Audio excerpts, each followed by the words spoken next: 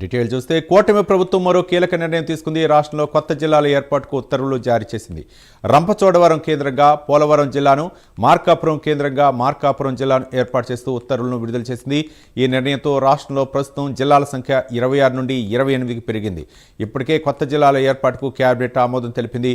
నేటి నుంచి కొత్త జిల్లాల ఏర్పాటు అమల్లోకి తీసుకొస్తూ తుది ఉత్తర్వులను రాష్ట్ర ప్రభుత్వం జారీ చేసింది.